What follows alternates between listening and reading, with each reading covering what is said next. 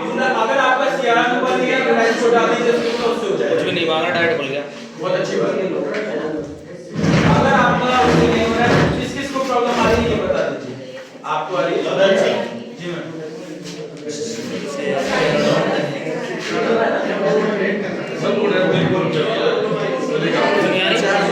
क्या किया ये देखो नीचे आएगा तो मोबाइल नंबर नहीं है provided CR do not match any. तो भाई साहब सीआर नंबर यही है, मोबाइल नंबर यही है, यूडाइस कोड में याद नहीं है स्कूल का।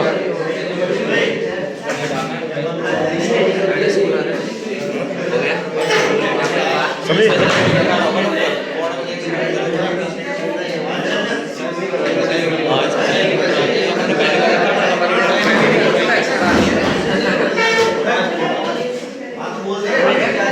यूडाइस कोड देखिए मेरे इसमें कहाँ है यूडाइस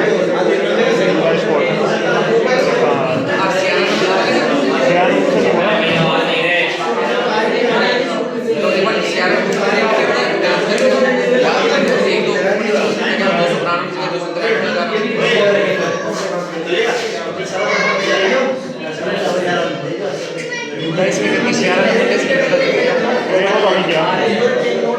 इसको दिखा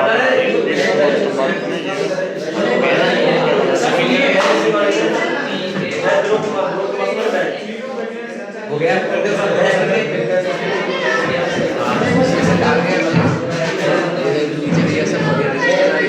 आप देखिए इसके बाद में अगर आपका आधार से नहीं हो रहा है तो आधार की जगह आप अपना मोबाइल नंबर डाल के उसको ओटीपी आएगा, उससे आप कर लीजिए वेरीफाई। आपको सीआरआर नंबर में अगर आपका इशू आ रहा है तो सीआरआर के लिए आपको अपना आरसीआई वाले वेबसाइट पे जाना है, वहां से आपको अपनी सीआरआई खोलना है, वहां पे आपको अपना मोबाइल नंबर ईमेल आईडी को वेरीफाई करना है, अपडेट करना है, तो स्टार्ट कर दिया। ओके ठीक है। दूसरी बात, आप रजिस्ट्रेशन आपका हो जाए, अभी हम यहाँ पे 20 तारीख तक है, हो जाएगा वेल एंड गुड है, नहीं तो कल मॉर्निंग में सुबह आप इसको दोबारा कर पाएंगे। ठीक है ना? आगे का प्रोसेस है, समझ लीजिए समझ लीजिए। अब ये 3 चरण में जाके काम होगा इसका। कितने में? 3 चरण। पहला जो चरण सबसे पहले जो काम रहेगा सर, अपने आप ना बोलिए, आप मेरी बात सुन लीजिए, उसके बाद आराम से खूब चर्चा करेंगे चेतना सर। पहला जो स्टेप रहेगा वो रहेगा एचएम का या प्रिंसिपल का, संस्था प्रधान। अगर आपने अपना रजिस्ट्रेशन कर लिया है वेल एंड गुड, लेकिन जब तक एचएम और प्रिंसिपल अपना रजिस्ट्रेशन नहीं कर लेते तब तक ये आगे नहीं बढ़ेगा। अच्छा ठीक है। एचएम और प्रिंसिपल के करने के पश्चात सेकंड स्टेप आता है जनरल टीचर का।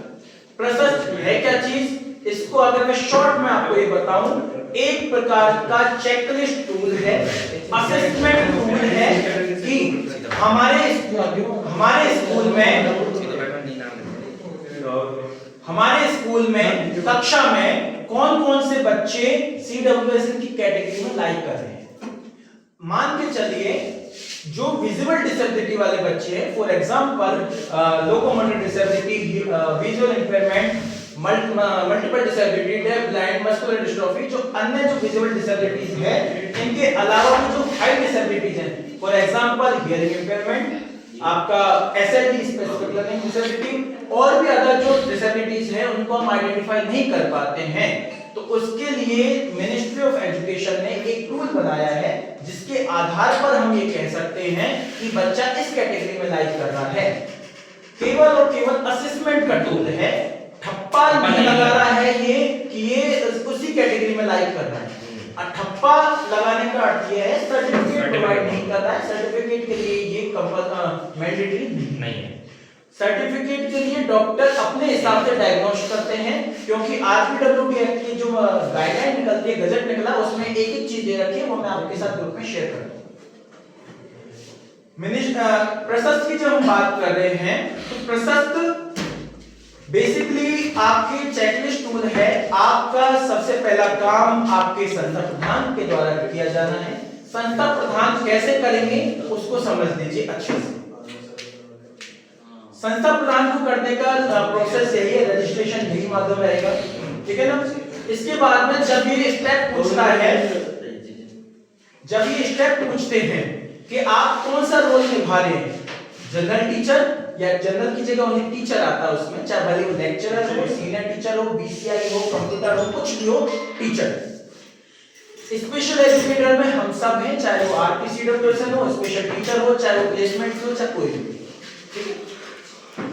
संस्था प्रधान में एचएम प्रिंसिपल आएगा, चाहे वो PS, UPS, secondary, senior secondary, Mahatma Gandhi, अल्पसंख्यक, संस्कृत और टीडीए, जो भी माइनॉरिटी जितने भी हैं वो सब उनके रहेंगे।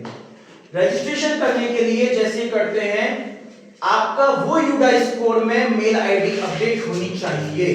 पहली सबसे बड़ी बात आप लिख लीजिए इसे, एचएम कि एचएम नहीं तो आपकी यूडाइस में, आपका जो यूडाइस स्कूल का जो यूडाइस है उसकी जनरल प्रोफाइल, यूडाइस की जो प्रोफाइल है उसमें स्कूल की मेल आईडी वाले कॉलम में स्कूल की मेल आईडी अपडेट होना अनिवार्य है। उसमें तो प्रिंसिपल की आईडी डलवा रखी है। अगर सुनिए, मैं वही कह रहा हूं आपको, सुनिए, उसमें दो तरीके हैं, आप सुनिए, अगर कोई प्रॉब्लम है तो आप डायरेक्ट मुझसे पूछिए कि उसमें दो मेल आईडी आती है, एक आता है स्कूल एचएम या स्कूल इंचार्ज ईमेल आईडी और एक आता है स्कूल ईमेल आईडी। अगर आप स्कूल एचएम ईमेल आईडी को करवाते हैं तो वो उसकी पर्सनल ईमेल आईडी है, उससे उसका कोई लेना देना नहीं। स्कूल ईमेल आईडी जैसे फॉर एग्जांपल एक स्कूल का नाम ज्योति पीपल है, या आपका जैसे शाहपुरा है तो GSSShahpura@gmail.com, ये मेल आईडी उस कॉलम में अपडेट होना अनिवार्य है। किसमें? School email ID UDISE. जैसे आप इसको अपडेट कर दोगे उसके 24 घंटे बाद में यूडाइस ऑटोमेटिक इसको फैच कर देगा। यहां तक किसी को कोई प्रॉब्लम नहीं? वो कैसे होगा मैं आपको अभी यूडाइस को करके दिखाता हूं। ठीक है। दूसरी बात, जब यूडाइस में वो मेल आईडी अपडेट है, यहां पे आरपीसीडब्ल्यूएसएन कौन कौन है सर? 2 3 है ना, 3 आरपीसीडब्ल्यूएसएन। तो मैं आप सब तीनों से आग्रह कर रहा हूं, आप 3 का मतलब 3 ब्लॉक को प्रतिनिधित्व कर रहे हैं। आपसे आग्रह कर रहा हूं, आप अपने यूडाइस प्रभारी जो भी उससे कहना कि साहब हमको प्रोफाइल फैसिलिटी की रिपोर्ट निकालो और उसमें कौन किस किस विद्यालय में स्कूल की मेल आईडी अपडेट है। अगर स्कूल की मेल आईडी में पर्सनल ईमेल आईडी अपडेट है तो उसको हटवा के स्कूल की मेल आईडी को अपडेट करवाना। पहली बात, आपके स्कूल की भी बात है तो आपको ये भी करना है। उसमें इनकी तो बीमारी खत्म हो जाएगी, लेकिन जो आरपीसीडब्ल्यूएसएन वाले हैं ना उनकी अलग बीमारी है, उनके यूडाइस ही नहीं है तो वो पता ही नहीं है। आप, मैं आपकी बात से सहमत हूं, कर देंगे ये सारी बात एग्री कर रहा हूं कि आरपीसीडब्ल्यूएसएन का यूडाइस कोड नहीं होता है, यही बात कह रहे हो ना। उसका वेरिफिकेशन आपके संदर्भ कक्ष जो विद्यालय है उसका प्रिंसिपल आपको कर देगा। ठीक है ना, क्योंकि आप उसमें यूडाइस कोड उस विद्यालय में डालेंगे ना कि ऑफिस में। सर जबकि सीबीओ में चलो ऑनलाइन ज्वाइनिंग, सीबीओ में ऑनलाइन ज्वाइनिंग सीबीओ में है, लेकिन जो हमारी जो प्रतिनियुक्ति हुई है वो संदर्भ कक्ष पे हुई है, ऑनलाइन ज्वाइनिंग हमारी वहां पर है। इसलिए ये जो मैटर चल रहा है, इसी मैटर का मैं आपको अब बता देता हूं कि सर को हमने जो समसा में देख रहे हैं सर, उनको मैंने ये बात पहले भी बोला था कि ऐसा मैटर है, वो पॉइंट आउट नोट कर लिए थे। उसके बाद में उनकी मीटिंग थी, मीटिंग पोस्टपोन हो गई है, जिस कारण की वजह से जब भी होगा उसको सॉल्यूशन वहां से करवा देंगे। जैसा भी होगा, स्पष्ट गाइडलाइन नहीं है, गाइडलाइन भी निकाल दी जाएगी। सर से रिक्वेस्ट करेंगे कि वो निकाल देंगे, निकलवा देंगे। जो आरपीसीडब्ल्यूएसएन है उनको वेरीफाई उनके संस्था प्रधान कौन है, जो स्कूल में जिस संदर्भ कक्ष पे काम कर रहे हैं वो रहेंगे। इसके बाद में जो संस्था प्रधान की जैसी ईमेल आईडी, अगर मान के चलिए आपने उस मेल आईडी यूडाइस कोड में वो मेल आईडी आपने अपडेट करी है, कौन सी? स्कूल की ईमेल आईडी, को ऑटो वेरीफाई हो जाएगा। आपको कुछ करने की आवश्यकता नहीं है, जैसे कि रसगुल्ला मुंह में रखा और सीधे पेट में गया। बर्फी लेके तो चबाना पड़ेगा, उसकी चबाने की आवश्यकता नहीं पड़ेगी, रसगुल्ला गया मुंह में गया, पेट में। ठीक है। लेकिन यदि आपने स्कूल की ईमेल आईडी चेंज कर दी और उस जगह पर, उस स्थिति में आपको चक्कर ही काटने पड़ेंगे, वो लॉगिन होगा ही नहीं। उसके लिए आपको फिर वो यूडाइस पे जाना है, उसको अपडेट करना है, वेरीफाई करवाना है। 2 तरीके हैं यूडाइस पे अपडेट करने के, या तो खुद अपडेट कर लीजिए, खुद नहीं हो रहा है तो कोई इशू नहीं है, आप एक लेटर पैड पे लिखें कि हमें स्कूल की ईमेल आईडी अपडेट करानी है, अपने सीबीओ को भेजें और वहां पे जो एमआईएस है उसको अपडेट कर दें। MIS को भी अपडेट नहीं हो तरीका मैं आपको बताता हूँ कहां से होगा। लॉगिन स्कूल मैनेजमेंट पे जाएंगे, अपडेट पे जाएगा, यूडाइस को डालेंगे, एडिट पे आएगा, नीचे चौथे नंबर का कॉलम आएगा, उसको अपडेट कर देना, अपडेट हो जाएगा, बाहर निकलेगा, फिर क्लिक करेगा, वो अपडेट हो जाएगा, अपडेट। ठीक है। इसके बाद में ये संस्था प्रधान का पहली भूमिका है ये। फिर दूसरी भूमिका आती है जनरल टीचर। जनरल टीचर यानी कि क्लास टीचर, जितने भी क्लास टीचर जो जिस क्लास को पढ़ा रहे हैं, ठीक है, वो क्लास टीचर अपने आप को रजिस्टर करेंगे। जैसे स्पेशल टीचर ने अपने आप को रजिस्टर किया, उसी प्रकार से जनरल टीचर भी अपने आप को रजिस्टर करेंगे लॉगिन थ्रू मेरी पहचान ऑन प्रशस्त पोर्टल। ठीक है सर, लॉगिन थ्रू मेरी पहचान जी। एक जनरल टीचर करेगा या सभी करेगा?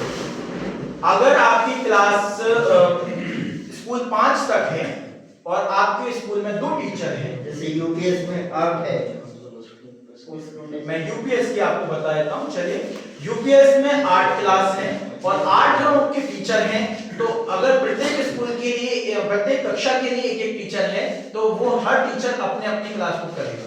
अगर एक टीचर को 3 क्लास अलॉट है तो वो तीनों क्लास को उसमें फीड करेगा, रजिस्ट्रेशन एक बार करेगा। ठीक है ना।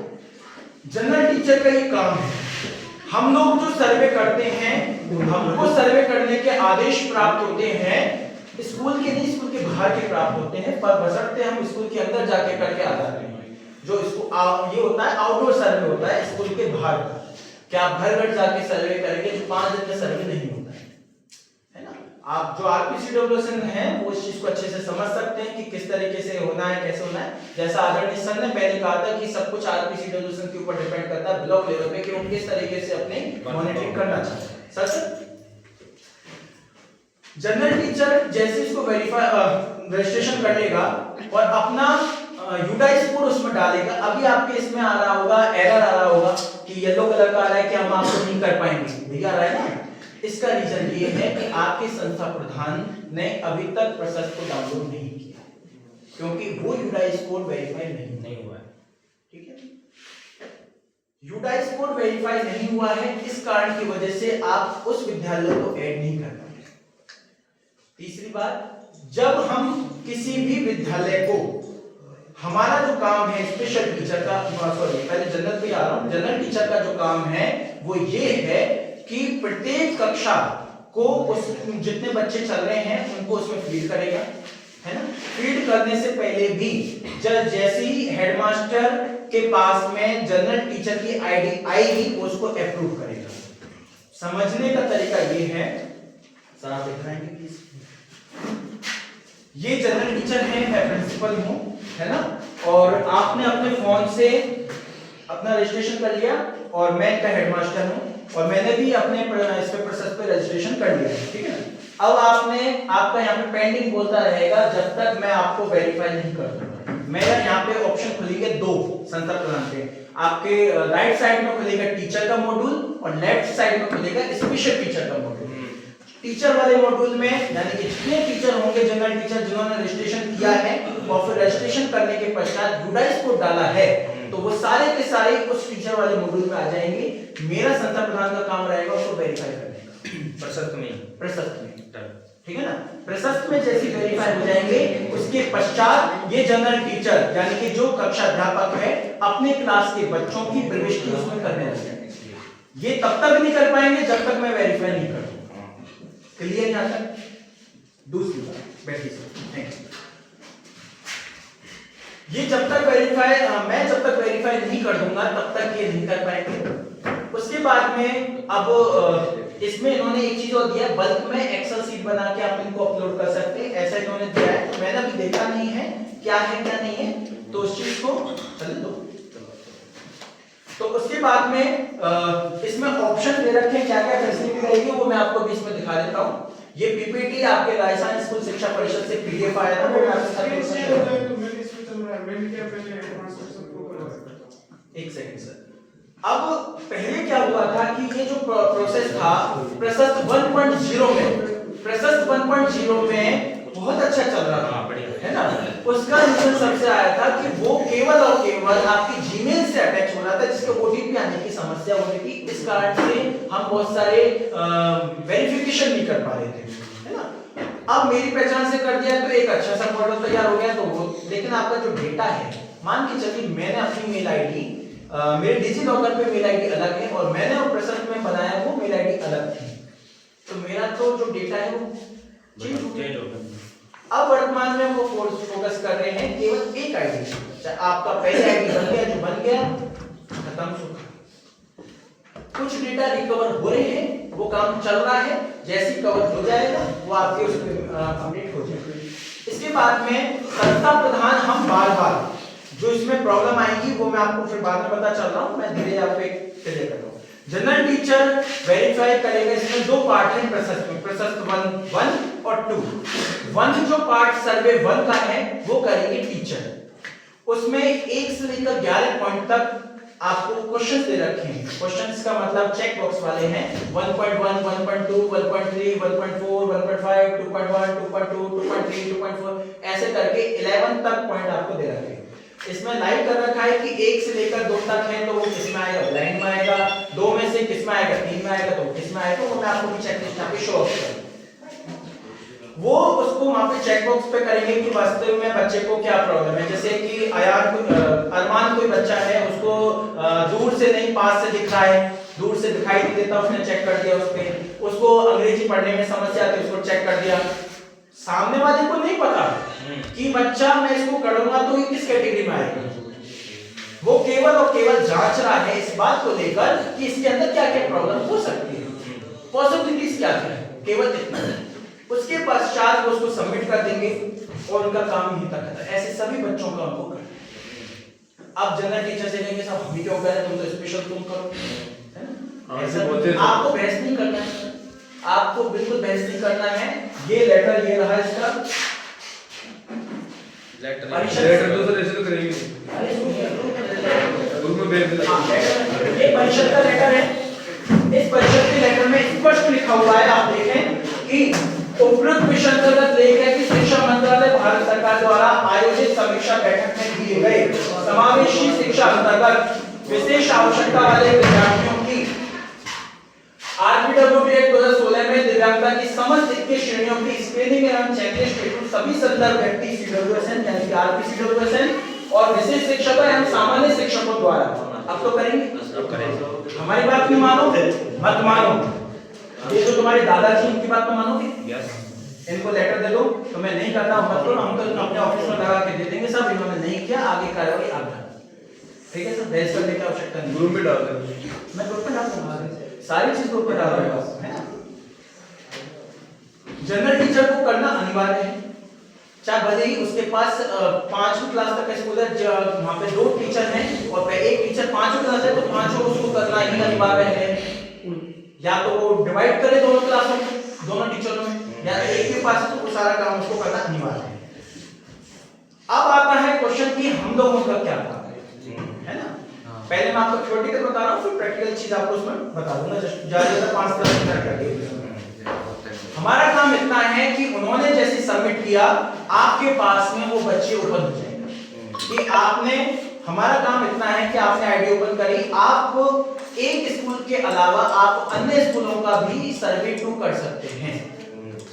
आप आरपीसीडब्ल्यूएसएन या स्पेशल टीचर एक स्कूल के नहीं हैं, प्रशस्त के अंतर्गत आप बहुत सारे स्कूलों के हैं। ये ऑर्डर कौन देगा? ये ऑर्डर आपके सीबीओ ऑफिस से आरपीसीडब्ल्यूएसएन निकालेगा। जिस प्रकार से आपको पंचायत डिवाइडेशन होता है उसी को आधार मानते हुए आपको उन्हीं पंचायतों में जो स्कूल हैं उन्हीं बच्चों को आपको आइडेंटिफाई करके सर्वे डिपार्टमेंट का काम करना। अच्छा, अब चाहे भले एक टीचर के पास 10 पंचायत हो, चाहे एक टीचर के पास 2, वो आपके आरपीसीडब्ल्यूएसएन की कोऑर्डिनेशन के ऊपर डिपेंड करता है कि आपको उन्होंने कौन कौन सी किसको पंचायत दे रखी है। ठीक है सर? इसके बाद में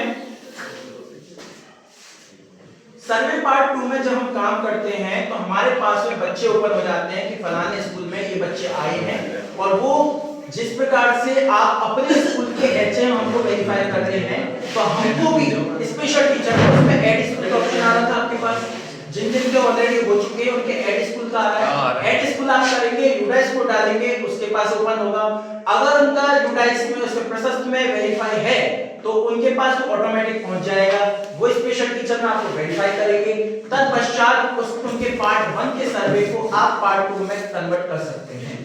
अगर वो वेरीफाई नहीं करते हैं तो आप उसको नहीं कर सकते। कुल मिलाकर ये 2 फैक्टर वेरिफिकेशन है कि मैं आपके विद्यालय, जैसे कि मैं सर एक बार फिर आ जाइए एक बार कि ये जनरल टीचर अब स्पेशल टीचर हो गए हैं, है ना, इनकी आए सर्वे पार्ट 2 में आपके आदमी यानी शंकर जी ने इनको आदेश दिया कि आप दूसरे इस पंचायत में जाइए, आपको ये काम करना है।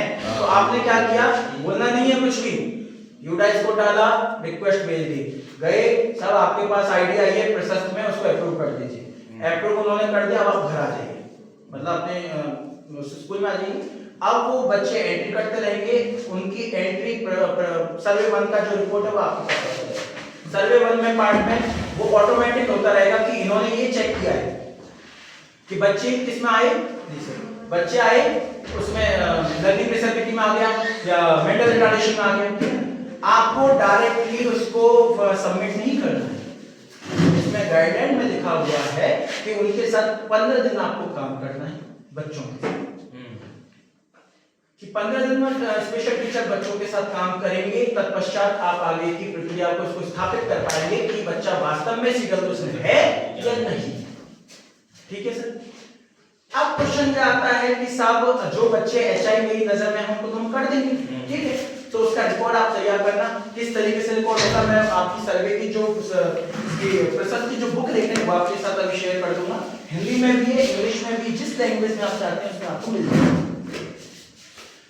सर्वे पार्ट 2 जैसे आप करते हैं, ये सारा का सारा रिकॉर्ड आपको मैं बता दूं, स्पष्ट बता दूं, इसके बीच में मीडिएटर कोई भी नहीं, ये आपका सीधे संपर्क एनसीईआरटी मिनिस्ट्री ऑफ एजुकेशन से है। ना आपके बीच में सीओ देख सकते हैं, ना डीओ, ना सीडीओ, ना डीपीसी, ना आपके लाइसेंस शिक्षा परिषद, ना आपके डायरेक्टर स्कूल कोई नहीं देख सकता, सीधे मिनिस्ट्री ऑफ एजुकेशन से डायरेक्ट होंगे। यानी कि ये 3 स्तर में काम कर रहा है, मिनिस्ट्री ऑफ एजुकेशन एनसीईआरटी से, दूसरा स्पेशल टीचर, जनरल टीचर और एचएम। ठीक है। अब मैं आपको थोड़ा सा इसके बारे में डिस्कस कर देता हूँ। यहाँ तक किसी को कोई प्रॉब्लम लग रही है, क्वेरी है तो आप बता सकते हैं। मैं पूरा कह रहा था कि जैसे आरपी है कोई विशेष शिक्षक आरपी है, तो उसके यूडाइस संबंधित स्कूल में जाएगी या संदर्भ पक्ष वाले में जाएगी? शंकर जी वाली बात को मैं रिपीट कर रहा हूँ वापस, शंकर जी का भी एक क्वेश्चन, आपका भी एक क्वेश्चन, कि जो आरपीसीडब्ल्यूएसएन है उनकी पोस्टिंग ऑनलाइन ज्वाइनिंग सीबीओ कराने में, ठीक है सर। ऑन रिकॉर्ड के अनुसार हम हमारी सर्विस बुक, हमारे ऑनलाइन ज्वाइनिंग, हम ऑनलाइन रिलीव होके आते हैं, हमारा जो कुछ अटेंडेंस हो रही है कहाँ पे हो रही है, सीबीओ ऑफिस में, ठीक है। लेकिन हम वर्क कहाँ पर कर रहे हैं, संदर्भ कक्ष। संदर्भ कक्ष जिस विद्यालय के अंतर्गत है, आप उस विद्यालय का, क्योंकि हमारी उपस्थिति भी वही प्रमाणित कर रहे हैं नियमानुसार, इसीलिए वो जो चीज है हमारे जो संस्था प्रधान रहेंगे यूडाइस के लिए, यूडाइस को वो डालना है जहाँ पे संदर्भ कक्ष, हमको वो विद्यालय के एचएम हमको वेरीफाई। इसमें शाला दर्पण यूडाइस के संस्थापन से कोई लेना देना नहीं, ठीक है। अब ऐसा क्यों हो रहा है, क्योंकि विद्यालय का यूडाइस कोड होता है, किसी भी ऑफिस का यूडाइस कोड नहीं है। इस कारण की वजह से ये व्यवस्था की गई। शंकर जी ठीक है जी। कोई ऑफलाइन से हुआ हो और उसको ऑनलाइन ज्वाइन नहीं हो रही हो, कोई बात नहीं, उस यही बात मैं आपको कह रहा हूँ, इस पोर्टल का, इस एप्लीकेशन का, इस एपीके फाइल का स्टेट पोर्टल, सेंट्रल पोर्टल से कोई लेना देना नहीं है, केवल यूडाइस से लेना देना है। यूडाइस को फिर उसी स्कूल की करेगी, कोई इशू नहीं है, यूडाइस का आपका भरा जाएगा उसी का ही। अगर टीचर वहां पे कोई ऑफलाइन कार्यरत है, अगर आपने उसको अपना यूडाइस को के लिए रिक्वेस्ट भेजी और उन्होंने वेरीफाई कर दिया, तो आप उसके लिए वैलिड हैं उसके सर्वे पार्ट को करने के लिए। बशर्ते आपके जो प्रिंसिपल तब वेरीफाई करेंगे जब आपके सीबीओ उनको ऑर्डर देंगे कि आपके स्कूल को वेरीफाई सर्वे पार्ट को करने के लिए फलाना टीचर आएगा। अच्छा, ठीक है सर। और डिफरेंस के बारे में और कोई किसी को कोई क्वेश्चन? जी सर। सर जैसे मैं क्लास 7 में क्लास टीचर हूँ, जी तो मुझे स्क्रीनिंग फर्स्ट और टू दोनों करनी है आप क्लास टीचर हैं, इसमें दो पोर्शन आते हैं। मैं यही बात आपको अभी लास्ट में बताना, आपने पूछ लिया फिर बता देता हूँ। कई सारे special teacher general class teacher भी हैं, स्पेशल दो रोल आते हैं, आप रोल चेंज कर सकते हैं। क्लास टीचर का करके आप इसको चेंज अपना बच्चों की प्रविष्टि करें, फिर रोल चेंज करके आप इसको स्पेशल टीचर में इसको वेरीफाई करें। दोनों रोल आएंगे, दोनों रोल को आप चेंज कर सकते हैं। एडिट का ऑप्शन आता है, वो कर सकते हैं। इसमें सीआरएल नंबर आ रहा है, सीआरएल नंबर आपको अपडेट करना अति आवश्यक है। नहीं भी करेंगे तो कोई जरूरी नहीं है, लेकिन आप कर देंगे तो उनका रिकॉर्ड रहता है कि हम कितने स्पेशल टीचर हैं हमारे पास। और किसी का कोई क्वेरी है तो पूछें। ओटीपी चंद्र शेखर गौतम जी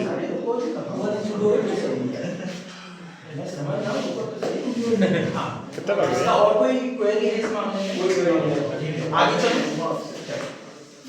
आप फिर प्रोफेसर लाना चाह रहा हूं 1.1.3 से लेकर जो पॉइंट इसमें लाइक कर रहा है लोकोमोटर डिसेबिलिटी में आ रहा है। 2.1 का है वो लेप्रोसिक्योर का है। 3.1 से 3.3 का सेरेब्रल पाल्सी का है। 4.42 से डॉर्फिस में ऐसी स्पेसिफिक लर्निंग डिसेबिलिटी वाले बच्चे हैं। मैं अगर आपसे ये बात कहूं, अगर मैं किसी तर्क के आधार पर कह रहा हूं, हो सकता है कि मैं गलत भी हूं, है ना, तो आप मुझे करेक्ट कर सकते हैं। एसएलडी वाला जो 11 नंबर का, ये 12वें नंबर का पॉइंट है 12.1 से 12.10 तक का, इसमें आ रहा है स्पेसिफिक लर्निंग डिसेबिलिटीज। ठीक है ना सर, मैं पार्ट 1 पे लाना चाह रहा हूं, एक बार आप बता दीजिए नोट पर, है ना, और ये 12वां पॉइंट निकाल दीजिए 12.1 से, है ना। ये अब आप इसके बस में इन 10 पॉइंटों को पढ़ोगे, फिर हम फिनिश करते हैं। दिस स्टूडेंट रीड और right slower then the average and expected speed. अगर इसका मतलब हम समझें तो ये नहीं हो सकता कि भाई बच्चा जो है पढ़ने लिखने में कमजोर है, एवरेज एक्सपेक्टेड स्पीड। मान के चलिए 5 साल का बच्चा, धारा प्रभाव 5 साल का बच्चा दूसरी क्लास की हिंदी नहीं पढ़ पा रहा, इसका मतलब क्या है? या तो भाई देखो मेरी नजर से, मैं अपनी नजर से आपको बता रहा हूँ, या तो टीचर काम नहीं कर रहे हैं, बच्चे में प्रॉब्लम है। अगर बच्चे में प्रॉब्लम है तो फिर बच्चे को आइडेंटिफाई करना है, अगर बच्चे में नहीं है तो टीचर बच्चों के साथ काम नहीं कर रहे। ये दोनों में से एक बात हो सकती है, तीसरा तो कोई ऑप्शन है नहीं, है ना। This student has bad handwriting that lack clarity even after sufficient practice and exercise। जो इन बच्चों के साथ अगर राइटिंग बेकार है, खूब प्रैक्टिस करिए, दबा के आप उनके डॉक्यूमेंट ले लीजिए, कागज नोटबुक आती है, प्रैक्टिस कीजिए 15-20 दिन, 1 महीने 2 महीने तक नहीं हो रही, इसमें डालिए। अगर आपसे प्रिंसिपल क्लास टीचर मना करते हैं, ये टेबल पे लाके आपको भाई दादा ये है, हम थोड़ी ना बोल रहे हैं, ये बोल रहा है। तीसरा point, this student has continuous difficulties in understanding the meaning of what is read. यानी कि ये डिस्पेसिया का पॉइंट कह रहा है कि आपने डिस्लेक्सिया, डिस्ग्राफिया, डिस्लेक्सिया, इसके अलावा भी आपने डिस्पेसिया का पॉइंट आके समझने में प्रॉब्लम आई कि नहीं सर? आगे की this student exhibit difficulty in recalling the spelling of the learned words, grammar, punctuation, organization even after teaching multiple times। इसका मतलब उन्होंने स्पष्ट ये कहा है कि प्रशस्त में स्पष्ट कहा है कि अगर आप बार-बार प्रैक्टिस करने के पश्चात भी उस बच्चे वो बच्चा रिकवर नहीं कर पा रहा है, तभी हम उसको एसएलडी में रखेंगे। अगर हमने कहा कि साहब बच्चा नहीं पढ़ पा रहा है तो एसएलडी में, ऐसे तो भैया पूरा राजस्थान 80% एसएलडी में ये नहीं करना है। हमको ध्यान रखना है कि हमको एसएलडी में मल्टीपल टाइम्स की प्रैक्टिसेस के बाद में भी बच्चे के अंदर इंप्रूवमेंट नहीं हुआ, तब वो कंडीशन में एसएलडी कैटेगरी में आएगा। ठीक है सर, अब ये ऊपर कीजिए सर थोड़ा सा से बारे में टाइप करते हैं दीजिए थोड़ा सा कि दिस स्टूडेंट रिवर्सेस लेटर और सिंबल और वर्ड्स और numbers writing, for example writing Q को P लिख रहा है, V को Q लिख रहा है, W को M लिख रहा है, M को W लिख रहा है, 9 को 2 बना रहा है, 2 को 9 बना रहा है, V को U बना रहा है, U को V बना रहा है, अलग-अलग उसमें समझ नहीं आ रहा क्या, C को उल्टा बना रहा है, बार-बार प्रैक्टिस के बाद में C उल्टा बन रहा है, ये उनमें आ जाएगा। आपको प्रैक्टिस करानी है, उन प्रैक्टिस का रिकॉर्ड रखना है, तत्पश्चात ये एसएलडी में आएगा। आपने डायरेक्ट रख दिया तो आगे ऑडिट होगी तो फिर आप जिम्मेदार हैं। इसके बाद में ये डिस्कैपिंग का है, फिर ये 12.10 तक, तो कुल मिला के कोई बात नहीं, ये आपका रिकॉर्ड रहेगा पूरा पूरा। इसके बारे में और जो टेबल्स हैं हम कल समझेंगे। तब तक के लिए धन्यवाद।